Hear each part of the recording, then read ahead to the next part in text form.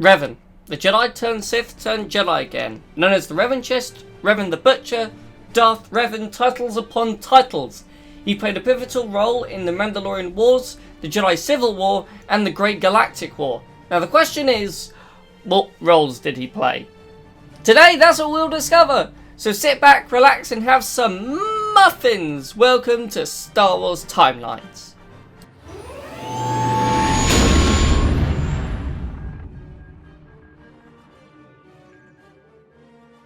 Revan's history is shrouded in mystery. Most information points to Revan being born around 3994 BBY.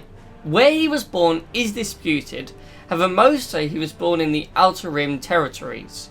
He was brought into the Order at an early age, as all Jedi were. The Jedi Master Kreia claimed to be his first Jedi Master. He trained with her alongside Alec throughout different temples in the galaxy, including Coruscant and Dantooine. Years later, warriors of the Mandalorian culture began an invasion of the Galactic Republic territories in the Outer Rim, bringing the Mandalorian Wars to the larger galaxy. Outraged at the Jedi's Council refusal to involve the Order in the conflict, the young Jedi Knight began to move among the Order, arguing that the Jedi should actively aid the Republic military in its fight against the Mandalorians. With the backing of Alec and his other followers, the Jedi Knight decided to journey to the war front against the wishes of the Jedi High Council so that he could scout the enemy lines for the Republic. Over the course of the year 3963 BBY, the Revan Chest continued to travel the galaxy and bring his message of Jedi intervention to all those who would listen. A Cathar Jedi named Pharaoh, one of the Revan Chest's followers, brought the planet Cathar to the Revan Chest's attention. Pharaoh's entire species had vanished from their homeworld 10 years prior. It was here that the Revan Chest had a vision of what happened on Cathar, that the Mandalorians had exterminated the unarmed species. One Mandalorian stood with the Cathar though, and the Revan Chest found his mask on the ground and placed it on his face, then took the name Revan, swearing never to take off the mask until all Mandalorians had been defeated. He began showing other Jedi the abandoned world in order to convince them that the Mandalorians needed to be stopped. Even the Jedi Council were affected by the details that were discovered behind the scenes of the massacre of Cathar. Although they were still unwilling to lead the entire Jedi Order into war, the Mandalorians' war crimes were sufficient enough for the Council to sanction the intervention of Revan and his faction on behalf of the Republic. Revan continued to fight in the war until eventually the war ended at the Battle of Mandalore 5. Revan had ordered the construction of a super weapon known as the Mass Shadow Generator.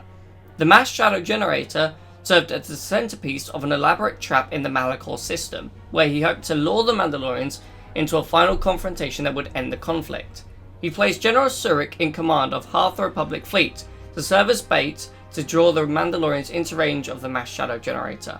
During the fighting, Surik commanded the activation of the weapon, and moments later, a significant portion of both fleets was suddenly drawn from orbit into a vast gravity vortex that was powerful enough to crush the countless ships in the planet's crust and fracture Mandalore 5 to its very core. Meanwhile, Revan fought Mandalore on his flagship, and despite Mandalore's strength, he was eventually overcome by his Jedi opponent. Mandalore removed his mask and began to speak to his victorious opponent about how he'd been betrayed. Puzzled, Revan questioned Mandalore as to what he meant, and the dying man explained that he had been manipulated by a red-skinned Sith in the beginning of the war. The Sith had convinced Mandalore to help him uncover a Sith tomb on the Ice World of Rakayad before he influenced the warrior into attacking the Republic, and Mandalore gave Revan Rakayad's coordinates in order to prove he was telling the truth, just before he died. Quick note, if you do enjoy these kinds of videos, please don't forget to like and subscribe. It really helps me continue to make videos like these. Thank you also everyone so far. We're nearly at 800 subscribers. If you do have any videos you'd like to see next, please comment them down below. Now, on to the next one. Revan and Alec, now going by the name of Malak, were concerned at Mandalore's final words. They travelled to Nathema, where they learned of the Sith Lord Vitiate, who had lived around the time of the Great Hyperspace War. Determined to find Vitiate, Revan and Malak followed a trail to Droman Kart, where they discovered the new hidden Sith Empire. They snuck into Kar City and attacked Vitiate, However, it went wrong and somehow Vitiate turned them both into Sith Lords. Revan and Malak returned to the galaxy and began searching for the star maps to guide them to the Star Forge, an ancient Rakatan weapon that could produce fleets of ships of war, journeying across the galaxy to Dantooine, Kashyyyk, and Korriban, and other planets. Eventually, they found the planet that housed the Star Forge, inside the Temple of the Ancients on the planet Lehon. The Rakatan elders agreed to open the temple if Revan destroyed the Star Forge. However, Revan betrayed them, and with Malak they took the Star Forge. The pair were now broken free of Vitiate's control, and waged war on the Jedi and the Republic, leading to the Jedi Civil War. However, during the war, Bastila Shan turned Revan back to the light side, through erasing his memory. He was retrained as a Jedi Knight, and eventually helped the Republic, leading the assault on the Star Forge and destroying Malak and all of his Sith forces. After the war, Revan began having visions of Vitiate again. He knew the Sith Empire was still out there, somewhere. However, due to his memory loss, he could no longer remember where they were. He left the Republic space once again in search of the hidden Empire. He followed his footsteps back to Dromund Kaas, however he was captured by a Sith Lord, Lord Scourge. Revan was held in a prison for nearly 3 years, until he was eventually freed by his old friend, Meetra Surik. However, over the years, Scourge had discovered Vitiate's plans and agreed to help Revan and Surik defeat him. Together, the three snuck through Dromund Kaas again and attacked Vitiate. However, this time something else went a little bit wrong. During the battle, Scourge had a vision of another Jedi Knight that would kill Vitiate. Not here, not now, and not Revan. So Scourge betrayed Revan and Surik, killing Surik and allowed Revan to be taken prisoner.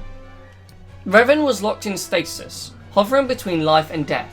For nearly 300 years, Revan was kept in this prison. During this time, the Sith Empire invaded the Republic. Lord Scourge had been given immortality by Vitiate, and served as the Emperor's personal executioner.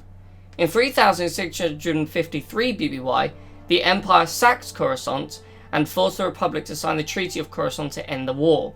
The Cold War that followed began to collapse around 3642 BBY, when the Emperor sought to start his dark ritual and thus eradicate all life in the galaxy, leading Surik's ghost to reach out and contact the Jedi Master Oteg.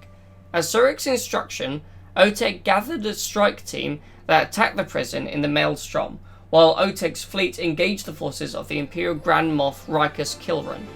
Revan was freed from his prison and went in search of the Foundry, another Rakatan space station.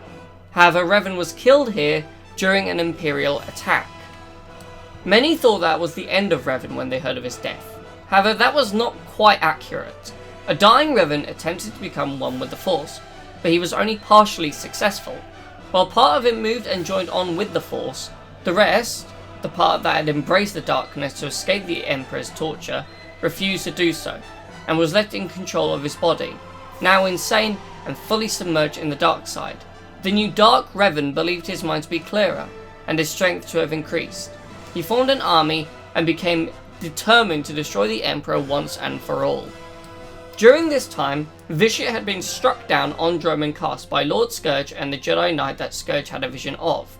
However, even though Vitiate's physical body was destroyed, his spirit retreated to Yavin 4. Revan discovered this and led an attack on Yavin in an attempt to bring Vitiate back into the physical realm so that he could kill him once and for all. However, when Revan did die the first time, the light in him had moved on into the Force and aided the Republic and Empire in an attempt to prevent his dark side from summoning Vitiate. A strike force attacked Revan and successfully stopped the ritual. Despite the ritual being incomplete, Vitiate still returned and fled Yavin. Revan's dark side once again joined with his light side, and Revan finally died and became one with the Force. Revan would be remembered as both a hero to the Jedi and a legend to the Sith for generations. Thousands of years later, Darth Sidious's Sith Eternal troopers even named one of their legions the Revan Legion. But that is all we have time for today, guys. If you enjoyed, please don't forget to like and subscribe, comment what character or planet or whatever you want to see next. Thank you for watching, and may the Force be with you.